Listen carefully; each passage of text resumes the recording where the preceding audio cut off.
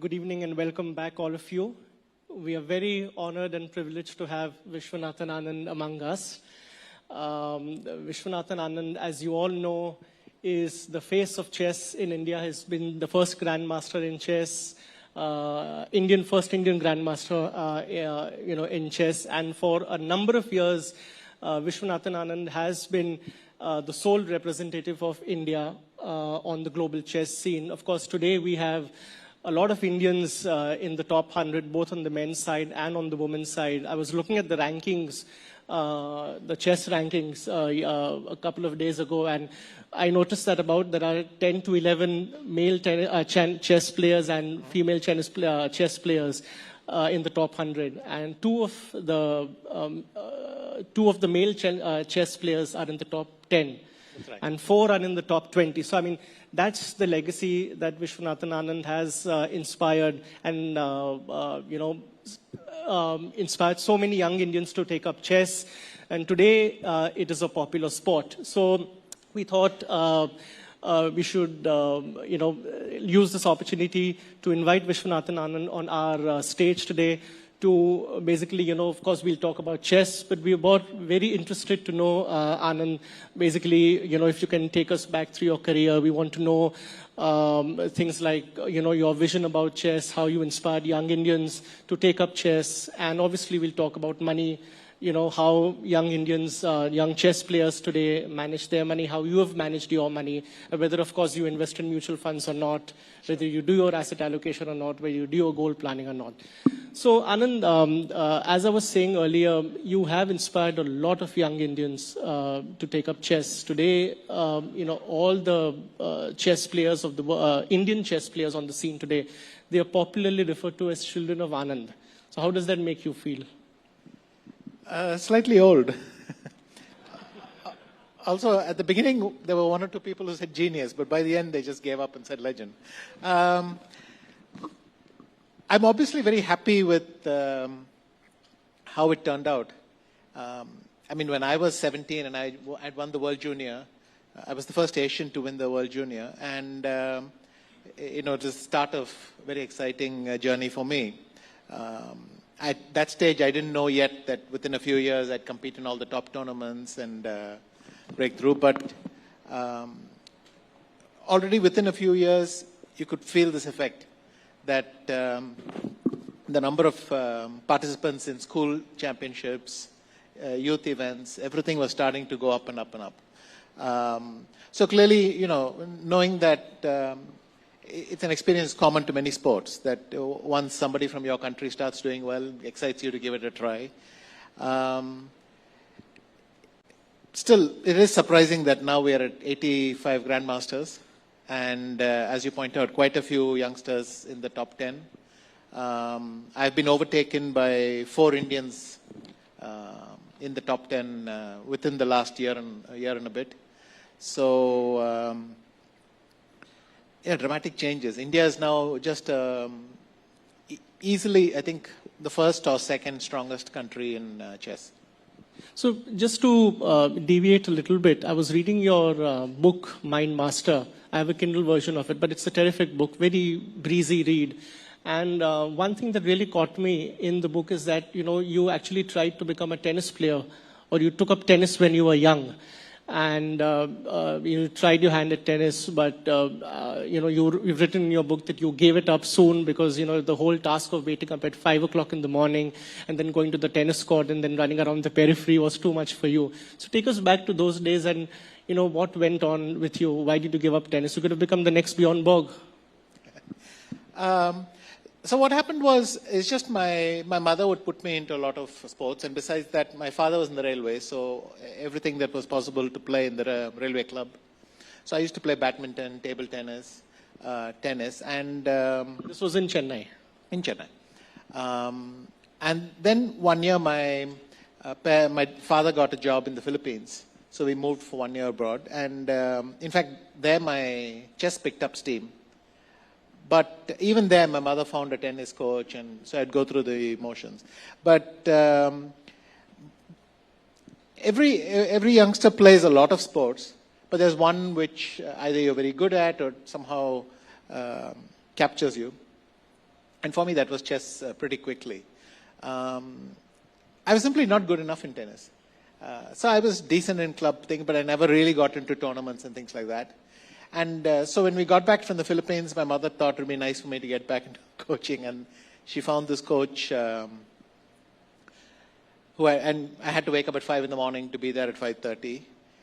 And it annoyed me a great deal that he wouldn't, his routine was, okay, now run around the court. It was like half an hour class, but he would only get you in at 5:50. And then there'd be like a few forehands, a few backhands, you'd serve a few, and then your class was over. And I thought, well, why do I need him for running around the court? I can do that myself. So that's when I stopped seriously pursuing tennis, but I don't think I was very close to becoming beyond Borg. So you're cool and calm demeanor. Yes, and maybe the fashion business, I don't know. But seriously, what's the deal with Chennai and sports? I mean, you find so many great, sports people coming from Chennai, Viswanathan Anand, Ramanathan Krishnan, Ramesh Krishnan, Vijay Amritraj. What is it about the city and sports? I mean, is there an inherent sports culture that's imbibed within kids when they are coming up in Chennai? Is that the reason? Actually, it just became traditional for most Chennai boys to dabble in tennis. I think the effect started with Ramanathan Krishnan clearly, and then very quickly, certainly my generation, but even a couple of generations before, everybody went through the tennis routine, and so it must have been Mr. Krishnan who sort of set the ball rolling. Yes, and of course you mentioned all the legends, the Amritraj brothers, Ramesh Krishnan and so on. It's still kind of flying, but we haven't had anything of that level for a while now. Okay. So let's come back to chess. Anand, what's your overall assessment of the chess scene over here in India? I mean, for a number of years, you were the sole face representing India on the chess scene. Today, of course, you have a number of players. But do you think more needs to be done to popularize chess? Or do you think the popularity or the professionalism which is there, the level of play which is there, the standard, is that adequate enough? A lot of the blocks have come in. So typically, if we compare with the Soviet Union, for instance, which was the legendary country that sort of everyone tried to copy, they had a system of, they used to have sports clubs in every small village. I think once a village was a certain size, it had to, by law, have a sports complex. And whether your child wanted to do gymnastics or athletics or chess or a coach must be assigned to you, which means they had that even a small town had to have a coach or someone visiting. And so this highly structured way of funneling interest and talent. For a lot of people, it was simply a healthy lifestyle, but for a few, the ones who were good at sport, they had good facility, at least one good facility in every town. And you could build on that. And regular exposure to the best talent. It was a very, very good system. Our copy of that, I think most of the blocks are there. Of course, the incentive is slightly different. It wasn't that a law was passed, but simply people started coaching academies and so on. But so after I became a grandmaster, there were the next 7 or 8 grandmasters. Almost all of them have academies of their own. All of them have trained youngsters. And in many cases, some of these grandmasters have then gone on to have their own academies. And the current generation came out of that. So we can see that the ecosystem, if you like, is filling up. There's still gaps. More government support? Finance is one. More government support? The government, I think, has been a good baseline. They have supported us from the beginning. Even in the 80s, when I was going, I benefited from government support. I used to get tickets to represent India in all foreign competitions. Sometimes they would throw in some tournaments to get experience. And that has been consistent. And clearly the government is spreading its sports budget on a lot of sports. I think the government should focus on exactly what the Soviet Union did, which is as many good facilities no matter how small the town gets. I mean, you can't go too small, but at least every reasonably sized town or village should have one good sports facility where, an athletics track, a couple of chess rooms, things like that. But happily, the number of private sponsors is going up. Now, most of the chess players, yes. Do you get corporate sponsorships? Yes, we have most of our players, the top 10 or 12, have sponsors of their own. Besides that, there are lots of people who support young talent, so at a much earlier stage. Even there are WhatsApp groups of people raising money for this. So, all the creative solutions are there. And it is getting better. I wouldn't say that it's complete, and there are clearly a lot of people, youngsters who need help. But, slowly the system is coming. And the other thing is, of course, the amazing Indian parent. You have parents who go through tremendous trouble for their kids. And that is the backbone of the Indian sports system in general. So in chess especially, the parents go to a lot of trouble. Some of them even quit their own careers and spend the time supporting their youngsters and so on. But ideally, you'd like them to have a helping hand and not do something desperate. So it's good that the average support is good. It's uneven. The South clearly is the region which dominates in chess. To some degree, the West as well, but the South mainly. And these things are much easier to get down there than anything. But now, slowly, it's spreading out. Okay. So what is it about chess that attracts such young talent? I mean, I believe you started playing chess when you were 7, 8. And you have, teenagers, kids, 11-year-old, 15-year-olds attaining grandmaster status, being in the top 10 before even they turn 21. So one is that what is so unique about the game that attracts such young talent? I mean, you find players in other sports, they peak when they are 25, 28. Here people peak when they are 12, 11, 13, 14, 15 years old. And I believe that also leads to my next question as to how do they handle all the fame, all the money that comes their way. I mean, if you can give me some of your experience of one, you say, see players like Gukesh going, how are they coping up with all the fame and money that comes their way? Okay. My explanation for that is, chess is of course a sport, but at one level it's like a language, which means that you learn to speak it intuitively. Even if you don't grasp, the grammatical structure and the reason for this and that, you speak it intuitively simply by hearing your parents. It's very, very similar with chess. Somebody who starts playing chess eventually makes a lot of connections. If you ask them, why is this the best move? A 7-year-old probably won't be able to tell you. But he or she will find it again, and then they'll find it again. So that's one reason that youngsters do well in chess, and this has always been the case. It goes back almost 100 years that youngsters are very good. And it's cultural as well. Typically, it's a sport that your father or your grandparents will show you. In my case, my mother, when I was 6 years old, will show you and teach you how to play. And people think it's good. It's a good, healthy mental activity, as opposed to any number of inferior substitutes. And, it's a good thing for the child to learn. So these two factors help make it very young. The sport has developed a lot recently. I mean, it's been growing steadily, but we benefited hugely from the pandemic boom. So during the pandemic, we discovered that there were tens of millions of people who apparently always wanted to play chess, but never found the time. And then they were stuck at home with their phones and excellent bandwidth, and they started playing chess. And that also explains why a lot of the youngsters now are so good, because they got in their 10,000 hours of practice during these 2 years, from 2020 till 22, when they were stuck at home.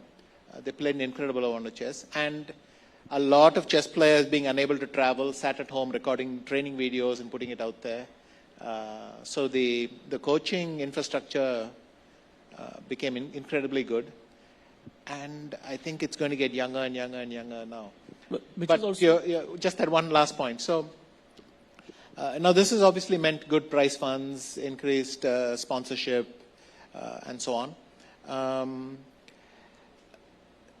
I think most youngsters are fairly sensible about it. Like I think Gukesh is still very young, not even, well, he's just turned 18.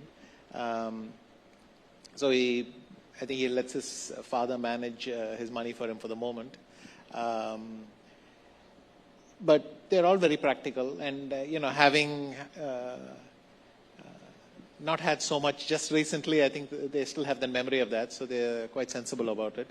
But it's true, many of these youngsters, and I credit the parents mostly, that it hasn't gone to their head. It's still very, very level-headed. So, when you were winning, when you were coming up in chess and when you were winning all those titles, how did you manage your fame? How did you manage your money at that time? How much freedom did your parents give you? How much curtailment was there? Okay, so I started to come in local newspapers in Chennai, when I was winning school events and so on.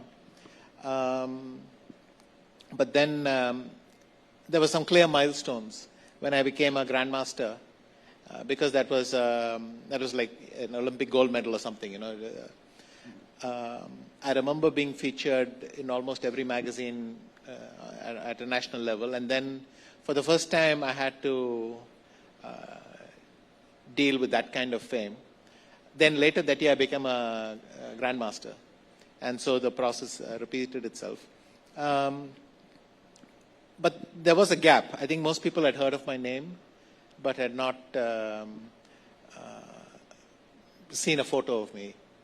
And there's a nice story, which maybe you stumbled on in the book, which is that I was traveling in a train once, and one elderly gentleman and me started chatting. So he said, he asked me, young man, what do you do? And so I said, I play. I just turned a grandmaster, so before I would have deflected the question by saying I'm going to be an engineer, because you knew how it was. If you said chess player, kind of threw people off. But I thought as a grandmaster I can maybe probe and see how people react. So I said I'm going to be a chess player. He said, but what do you do? And I said, no. No, I'm going to play chess for a living and so on. And then he said, young man, don't take this badly, but sports is a very risky career in India. Unless you're Viswanathan Anand, it's very difficult to make a living. So, and so that was nice. I was famous and not very famous at the same time, the same context. But I guess I settled into it, and with money as well. There was a clear difference once I started getting invitations to the very elite events. This started happening in 1990, so I was 20, 21 years old. And then, the money was, it made a big difference to me. For the first time, I was not dependent on someone, or, family to, and even then you were dependent on only the amount foreign exchange sanctioned. So you had to go get a sanction for, $20 a day or $40 a day, and then you had to stay within that. And so for the first time when I was, I think it gave me some freedom. Of course, I made some rookie mistakes initially. I wouldn't really say the mistakes with my investment philosophy or something. I just say rookie mistakes with your first paycheck. Which mistakes? So a couple of times I had the feeling that it was quite easy to make money with currencies because, the way with the movements you could, and a couple of times I tried punting on currencies, and very quickly I realized, okay, there's a reason there are some experts doing it. I should probably stay out. And after that, it was mostly sensible. One thing that chess players, and I think a lot of sports people encounter, is that the uncertainty of earning. So you don't know how good your career is going to be, and so I think my generation in chess was a transition. The previous generation, they were artists, and so their thing is, I'm going to play chess no matter what, it doesn't matter. But especially my generation was very, very practical minded. So we all started saving quite quickly. And then when I got married, my wife was even more sensible and things. So in the sense that I could get distracted very quickly. So a very large portfolio, too many things, I'll get bored after a few things. But my wife is much more methodical. Yeah, we hear she is the money manager of the household. Very much. So in a sense, we realized that because just like in chess, one or two good moves can't rescue a lot of bad decisions. Do you listen to her advice? Thing. She doesn't even. I mean, I trust her in a sense, and she does it. She doesn't run everything past me, but I think we're broadly on the same philosophy. And within a few years, I had come around to asset allocation, and I felt that mostly my money should be, equities and the split. Obviously, a lot of mutual funds because that's very convenient, and just investing regularly for the last 25. So how do you plan your investments, in the sense that do you do financial goal planning? Do you say that I want to save for this goal, I want to save for that goal, or is it just that you invest because something is giving you a good decent return? What's your approach when it comes to selecting something where you want to put your money? I think for goals you can put things aside, but my philosophy is more focused on, just growing it. So obviously to deal with the complexity of the thing, we have an investment advisor. We work with them, and they're quite familiar with, what are my financial needs, when I need to spend and so on. There was a time when, there's a lot of money coming in, but also I had a lot of expenses, so you had to balance it out. And so we planned for liquidity and having cash available and things like that. But, I got a place to live. We knew what my expenses would be roughly, and that's it. It's not like I especially have money for medical expenses or especially for my son's education or something like that. Do you like to take risks? Do you like to take risks? Yes, Or are you a very calculative investor, like how you are on the chessboard? I think a bit of both. I accept that some amount of risk has to be baked in if you want to make any money. So I certainly think, this sector is going to do well, that sector is going to do well. I look at advice and so on. But I will bounce it past. I'll mention it to my advisor. Certainly, I'll discuss it with Aruna, and I'll explain why I think it's an idea worth doing. And it's good because I might have some blind spots. Maybe they'll spot it and so on. And yes, so that's luckily, thanks to where India is, my style of investing has done, pretty well over the last 20 years. I think most people are doing quite well. And given our population and everything, I assume that will be true for quite some time more. So Anand, I'm asking you this question because again, there are so many young chess players around, and chess is a game where, you will find a lot of 10-year-olds, 15-year-olds, 17-year-olds achieving grandmaster status. So do you feel that chess as well as financial education should be inculcated in the school curriculums so that, not only benefits the greater good, but in a way it might benefit your sport also, since you have people attaining such status at such young ages? I agree 100%. I think chess should be taught in schools, and it is being taught in more and more schools because there's quite a lot of data showing that students who are exposed to chess, and by the way, this is not 20 hours of chess to become a grandmaster. This is 1 or 2 hours of chess a week just to train your thinking habits, your ability to recall prior situations, and mostly knowing that some decisions can't be reversed. So you've got to think before you make that move. So it's more of a healthy habit, in the same way that physical sports are good to build up your stamina, your muscles and so on. Chess, I think, trains good mental habits.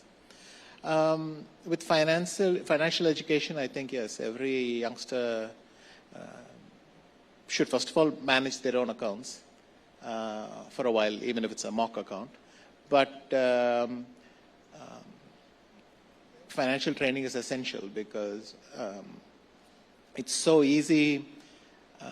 I mean, we're not even talking of scams and pyramid schemes and so on. It's so easy There's so much of noise to misunderstand also on social risk. media today. Sorry? So much of noise also on social media today. Today, it's, people are exposed to, kids are exposed to social media. You get a lot of advice from here and there.